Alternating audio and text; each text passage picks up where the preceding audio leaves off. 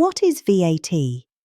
VAT, or Value Added Tax, is a tax applied to most goods and services sold by VAT-registered businesses in the UK. It's a consumption tax, meaning it's ultimately paid by the end consumer. Businesses collect value-added tax on behalf of HMRC. A business must register for VAT if its taxable turnover goes over the VAT registration threshold, currently £90,000 per year, but always check HMRC for the latest figure. It expects its turnover to exceed this threshold within the next 30 days. Businesses can also register voluntarily even if they're below the threshold. For example, if they want to reclaim VAT on purchases or appear more established to other VAT-registered businesses. Output VAT is the VAT a business charges on its sales to customers. For example, if a business sells goods for £100 and the VAT rate is 20%, the customer pays £120 in total. The output VAT is £20.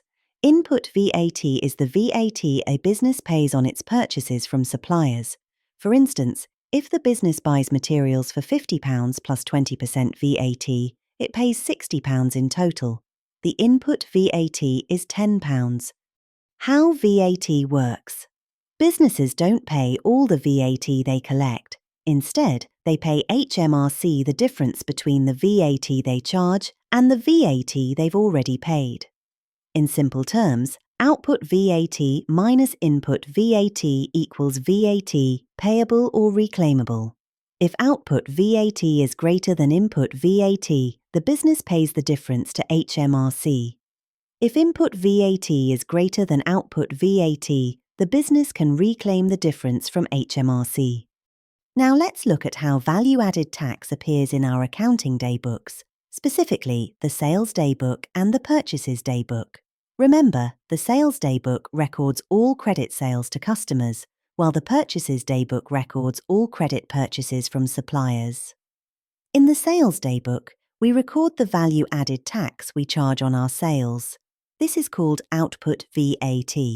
For example, on the 4th of January, Bright Home Interiors bought goods worth £850. VAT at 20% is £170, giving a total of £1,020. When we add up all the sales for the period, we get net sales, £2,445, value-added tax charged, output VAT, £489, total sales, £2,934, £489 of VAT doesn't belong to us. It's money we've collected on behalf of HMRC. Next, in the Purchases Day Book, we record the value-added tax we've paid to suppliers. This is called Input VAT. For example, on the 3rd of January, we bought goods from Office Pro Supplies for £620. Value-added tax at 20% is £124, making the total £744. At the end of the period, we total it up. Net purchases is £1,365. VAT paid, input VAT, is £273.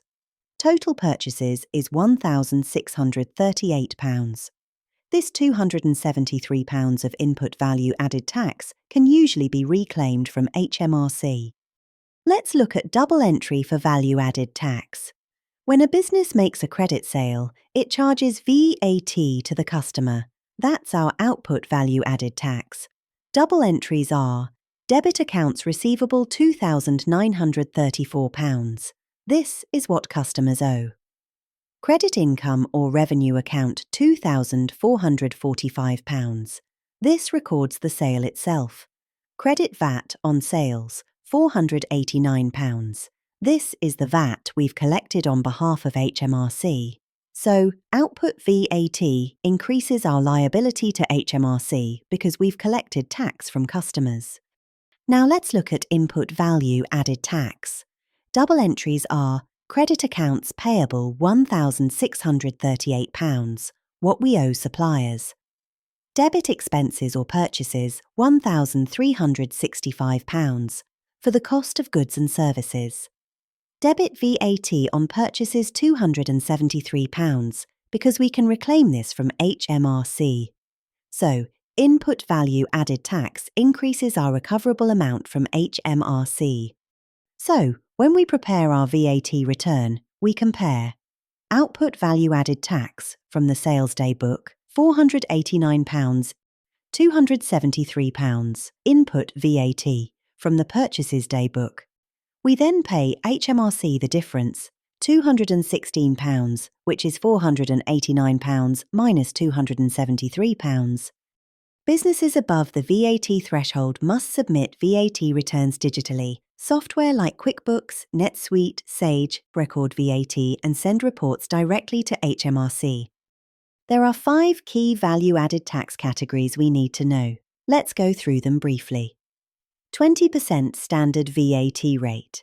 This is the main rate, currently 20%, and it applies to most goods and services. Next is the reduced rate at 5%.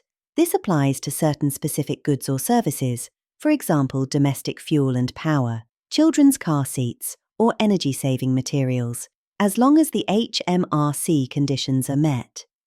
Then we have the zero rate. These goods are still part of the value-added tax system, but the rate is zero. That means you don't charge VAT.